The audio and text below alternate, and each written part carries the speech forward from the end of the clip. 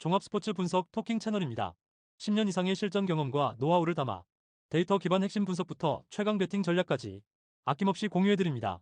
수년간 운영된 전문 분석방 링크는 고정 댓글에서 바로 확인 가능합니다. 경기 알아보겠습니다. 샌안토니오. 샌안토니오는 1차 압박, 2선 헬프, 3선 커버의 3단 구조로 전원 수비를 완성한다. 특히 해리슨 반스가 코너에서 스크린을 타는 상대 움직임을 미리 읽고 프리로테이션으로 대응한다. 이건 단순한 반응형 수비가 아니라 공간 예측형 시스템 디펜스다. 빅터 웬바냐마는 림 근처에서 버티컬리티를 극대화하며 상대 빅맨의 페인트 존 침투를 완벽히 억제한다. 스테판 캐슬은 백코트에서 볼프레셔와 핸들러 견제로 상대의 세트 오펜스를 지연시킨다. 그리고 반스는 양날개에서 세컨드 로테이션의 중심축이 되어 스위치 이후에도 디펜스 라인을 재정비한다. 이들의 움직임은 하나같이 유기적이다. 공격 전환 시에는 캐슬의 퍼스트 패스가 빠르고 웬바냐마의 롤링 동선이 직선적이다. 그래서 수비 리바운드를 잡는 순간 공격 템포가 한 박자 빨라진다.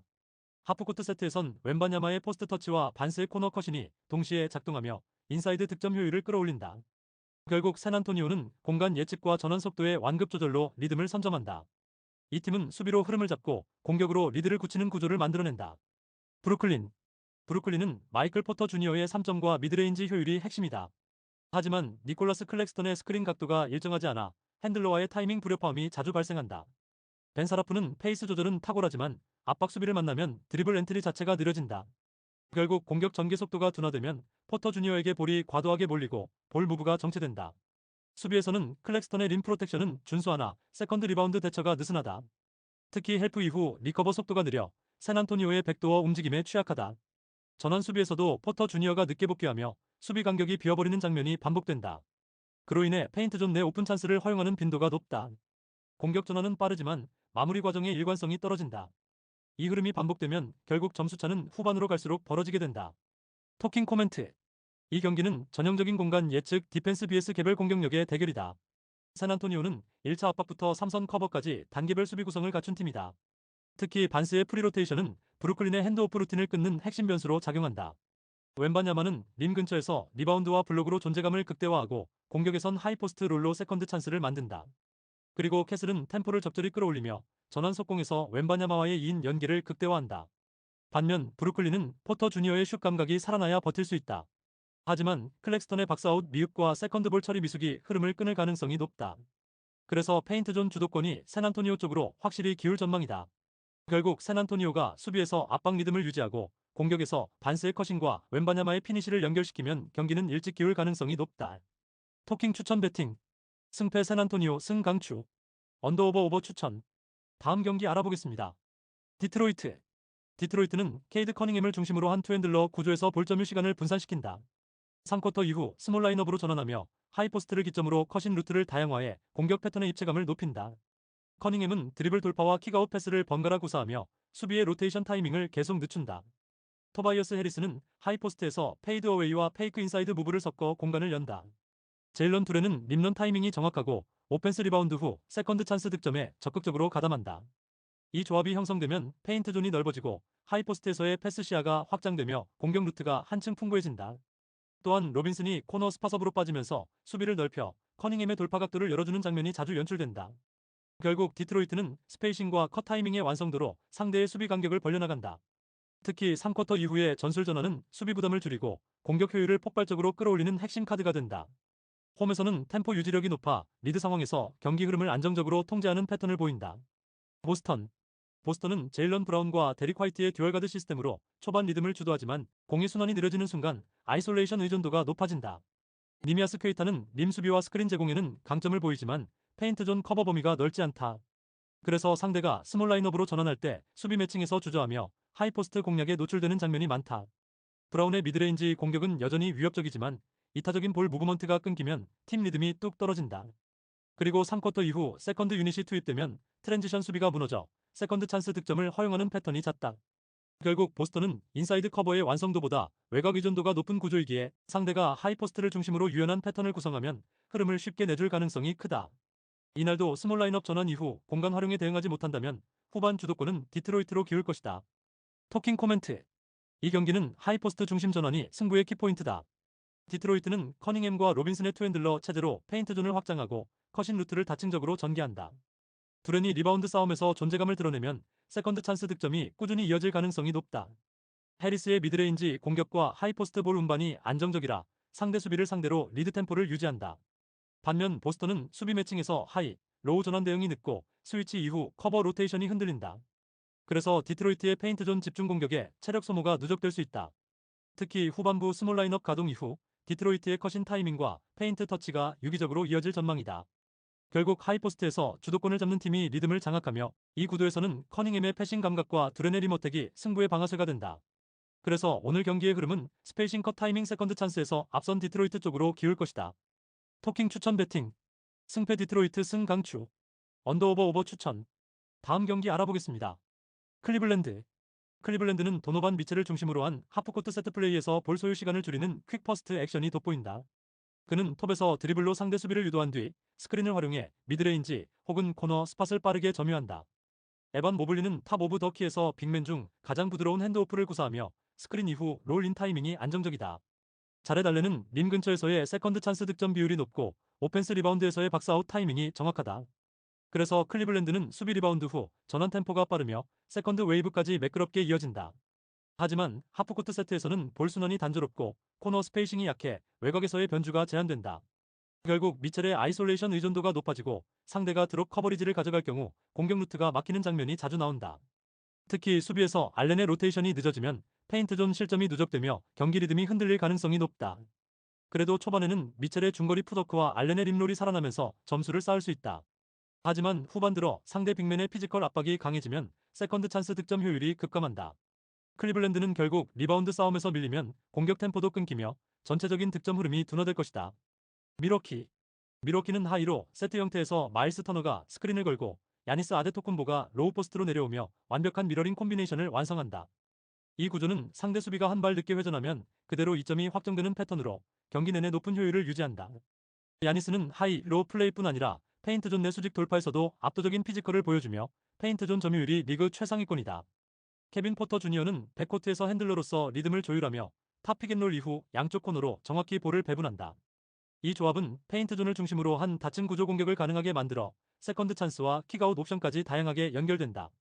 특히 마일스 터너가 스크린 이후 엘보존에 머무르며 미드레인지 공간을 확보하고 야니스가 하이, 로에서 완벽한 롤인을 수행한다. 그 결과 상대 수비가 스위치나 더블을 시도하더라도 롤맨과 커터의 타이밍이 맞아 떨어져 수비 라인이 붕괴된다. 미러키의 공격 루틴은 페인트존 점유 리바운드 전환 압박의 3박자를 완성시키며 경기 주도권을 안정적으로 잡는다. 또한 수비 전환 시 터너의 드롭 커버리지와 야니스의 헬프 리바운드가 절묘하게 맞물려 세컨드 찬스 허용률을 낮춘다. 결국 하이, 로 콤비네이션의 완성도와 페인트존 지배력이 승부를 결정지을 것이다. 그럼에도 불구하고 외곽에서 포터 주니어의 3점이 가끔 불안정하지만 세컨드 찬스로 충분히 커버 가능한 수준이다. 결국 미러키는 경기 전체의 템포를 자신들의 하이, 로 시스템으로 끌고 갈 가능성이 크다. 토킹 코멘트. 이 경기는 단순한 전술 싸움이 아니다. 페인트존을 누가 지배하느냐가 모든 걸 결정짓는다. 클리블랜드는 미첼 중심의 개인 능력으로 균열을 시도하지만 하프코트에서의 루트 다양성이 떨어진다. 반면 미러키는 야니스와 터너의 하이, 로 전술을 통해 페인트존을 압도하며 리바운드 싸움에서 확실히 우위를 점한다. 케빈 포터 주니어의 핸들링과 터너의 스크린 각도가 맞아떨어지면 야니스는 수비 간격이 열리는 찰나에 골밑을 파고든다. 이 구조는 수비가 헬프를 가도 바로 아웃렛 패스로 코너 3점으로 전환되며 공격 효율이 극대화된다. 또한 미러키의 수비 로테이션은 페인트존 중심으로 압축되어 클리블랜드의 세컨드 찬스를 원천 차단한다. 결국 골밑 장악력에서 미러키가 앞서며 초반부터 리드를 잡은 뒤 경기 내내 템포를 통제할 가능성이 높다. 토킹 추천 배팅. 승패 클리블랜드 패 강추. 언더오버 오버 추천. 다음 경기 알아보겠습니다. 마이애미. 마이애미는 데이비온 미첼과 노먼 파웰의 투핸들러 조합을 중심으로 공격 템포를 조율한다. 하지만 하프코트 세트 상황에서는 오프볼 무브가 단조로워 공격 루트가 쉽게 예측된다. 뱀 아데바요는 페인트존에서 존재감이 있지만 외곽에서의 수비 로테이션 속도가 떨어진다. 그래서 수비 전환 시 백도어 커버가 늦어지는 장면이 자주 발생한다. 또한 벤치 로테이션이 들어오면 공격 리듬이 끊기며 세컨드 찬스 득점이 급감한다. 특히 후반 클러치 구간에서 외곽 효율이 떨어지고 파웰의 볼 점유가 과해지면 흐름이 단단히 막힌다. 마이애미는 수비 집착으로 체력을 소모하면서도 세트 오펜스 완성도가 낮은 단점을 드러낸다. 결국 골밑 수비는 버텨도 외곽에서 한두 번 무너지면 경기 리듬이 급격히 기울어진다. 뉴욕 닉스. 뉴욕 닉스는 제일런 브런슨이 하프코트 템포를 조율하고 오지아 누노비가 코너 스팟업 슈터로 서브 옵션을 만든다. 이 팀의 중심은 단연 칼 앤서니 타운스다. 그는 클러치 구간에서 볼을 손에 쥐며 더블팀이 오기 직전 백도어 루트를 읽어내는 킬패스 감각이 탁월하다. 그래서 상대는 트랩 디펜스를 걸 수도 풀압박을 시도할 수도 없는 애매한 상황에 빠진다. 또한 브런슨의 핸드오프 타이밍과 타운스의 미드포스트 아이솔레이션이 맞물리며 공격 효율이 극대화된다. 뉴욕은 세컨드 찬스 리바운드에서도 강점을 보이며 공격 리듬을 잃지 않는다. 특히 전환 상황에서 오지 아누노비의 컷신과 브런슨의 딥패스가 빠르게 이어져 수비 간격을 한순간에 찢어버린다. 그럼에도 불구하고 이 팀의 진짜 강점은 클러치에서 흔들리지 않는 구조적 안정감이다. 즉, 타운스가 중심을 잡는 순간 공격 흐름이 매끄럽게 이어진다. 토킹 코멘트. 이 경기는 전형적인 클러치 구간 지배력 싸움이다. 마이애미는 초반 수비 강도로 경기를 풀어나가겠지만 공격 전개에서 루트가 단조로워질 위험이 크다. 반면 뉴욕 닉스는 브런슨과 타운스를 중심으로 한 2대2 게임이 완성형 단계에 들어섰다. 타운스는 백도어 루트 탐지 능력이 탁월해 상대의 압박이 들어오기 전 킬패스로 공간을 창출한다. 이로 인해 마이애미 수비는 커버 타이밍을 잃고 수비 전환 시 블록 간격이 헐거워진다. 특히 아데바요가 전진 수비를 나올 경우 브런슨의 하이패스 한 방에 페인트 존이 열릴 가능성이 크다. 그래서 뉴욕은 하프코트에서도 볼 흐름이 정체되지 않으며 세컨드 유닛 투입 후에도 공격 리듬이 유지된다. 반면 마이애미는 후반 체력 소모와 외곽 효율 저하로 인해 4쿼터 내내 수비 밸런스가 흔들릴 것이다. 결국 경기 후반 타운스의 결정적 킬패스 한 번이 게임의 판도를 뒤바꿀 가능성이 높다. 이 경기는 단순한 득점 싸움이 아니라 클러치 국면에서 누가 더 침착하게 루트를 읽느냐의 싸움이다.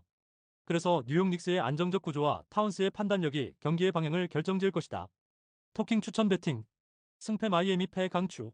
언더오버 오버 추천. 다음 경기 알아보겠습니다. 워싱턴.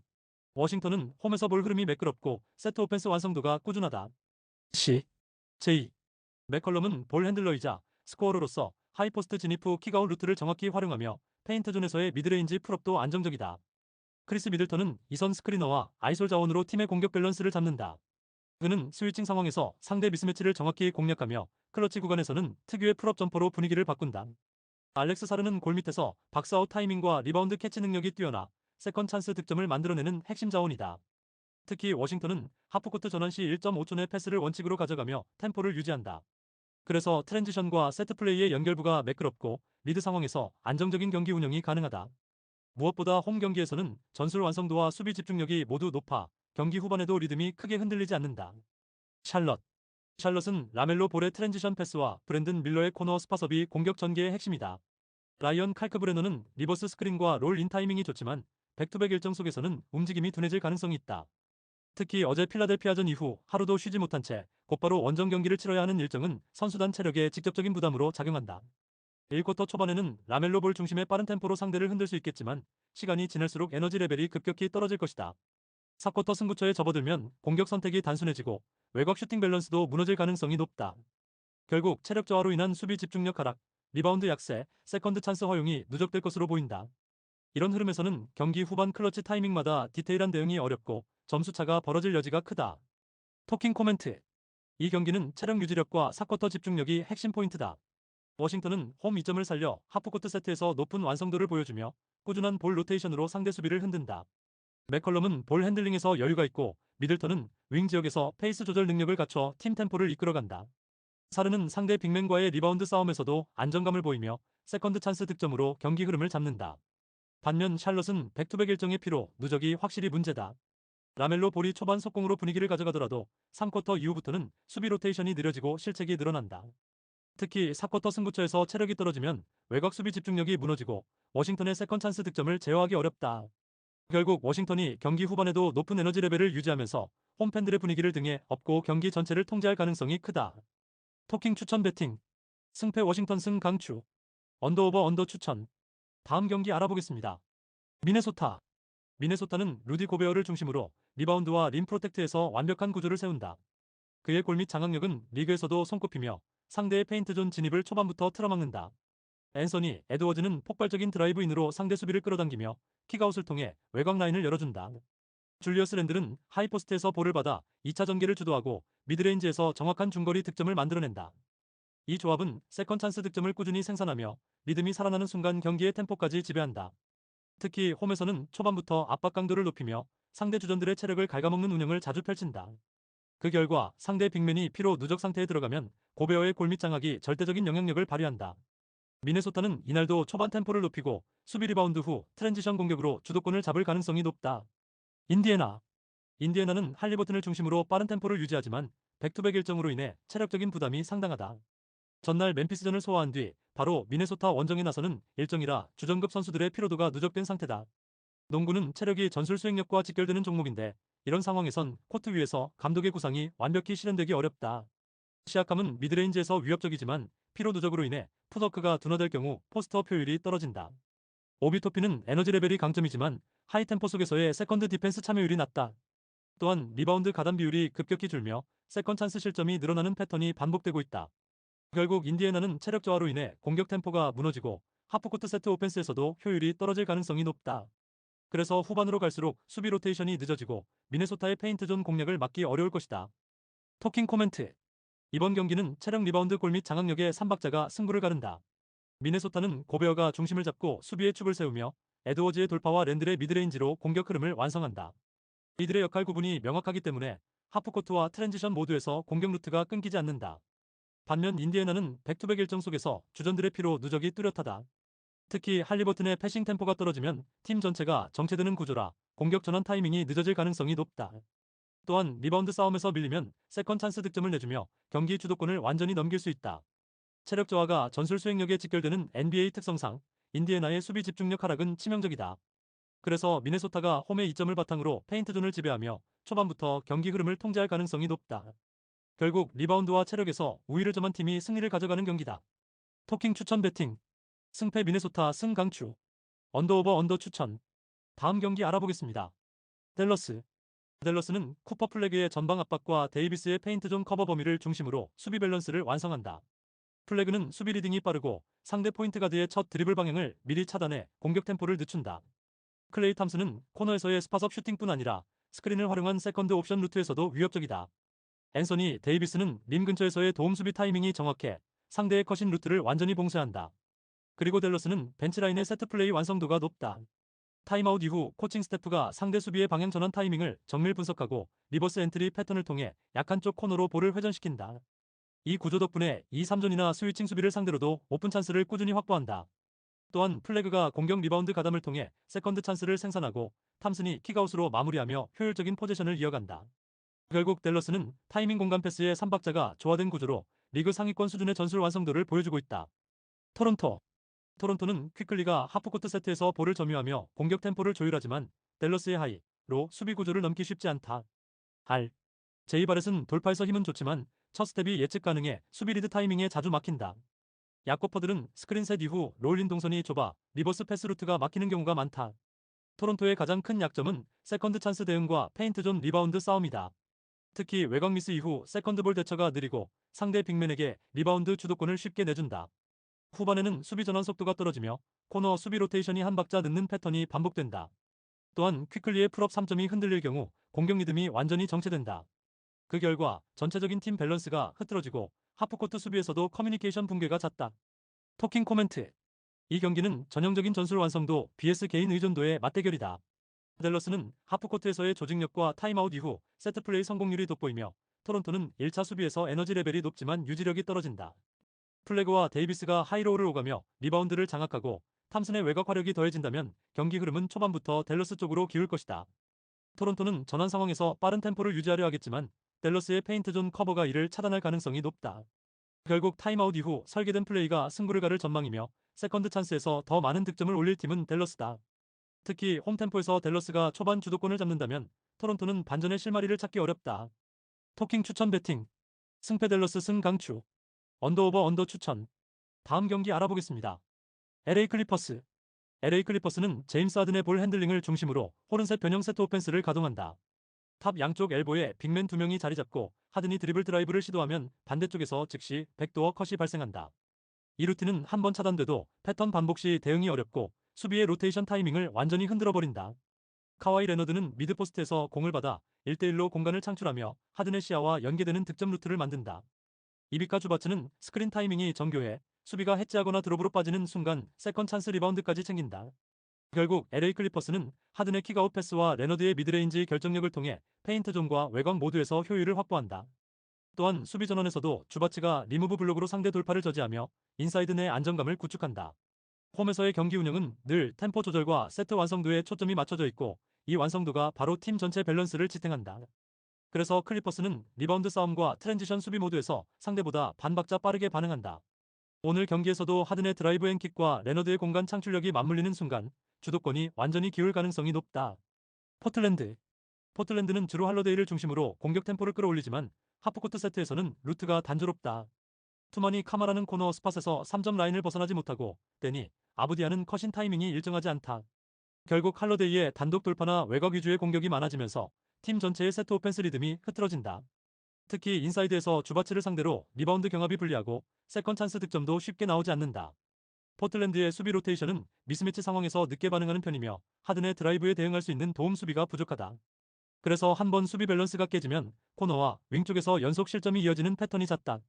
결국 페인트존 방어 실패가 누적될수록 팀의 전반적인 경기 집중력까지 떨어진다. 포틀랜드는 공격의 다양성보다 수비 구조의 붕괴를 먼저 걱정해야 할 경기다. 토킹 코멘트.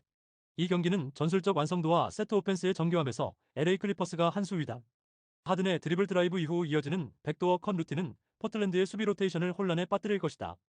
레너드는 미드포스트에서 수비를 끌어낸 뒤 하이포스트 스크린을 활용해 자신 혹은 외곽으로 공격을 전개한다. 주바치의 리바운드 장악력과 스크린 리딩이 맞물리면 클리퍼스는 세컨 찬스 득점에서도 확실한 우위를 점할 것이다. 반면 포틀랜드는 할러데이의 단독 플레이 외에는 공격 루트가 제한적이며 하프코트 공격에서 창의성이 부족하다.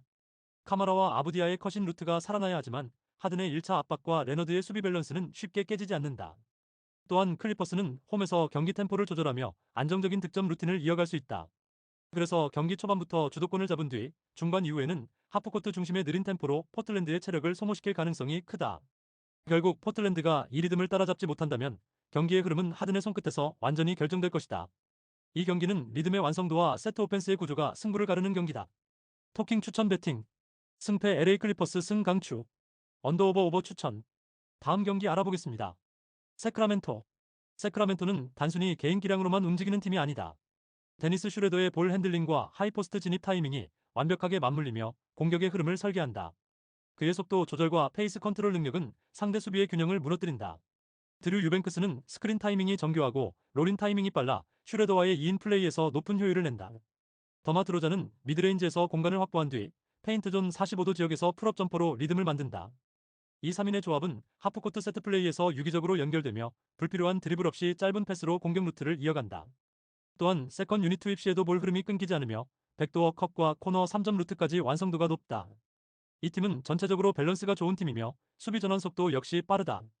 결국 세크라멘토는 하프코트 내볼 순환과 미드레인지 완성도로 경기 흐름을 통제할 가능성이 높다. LA 레이커스. 레이커스는 루카 돈치치의 개인 공격에 의존하는 비중이 높다.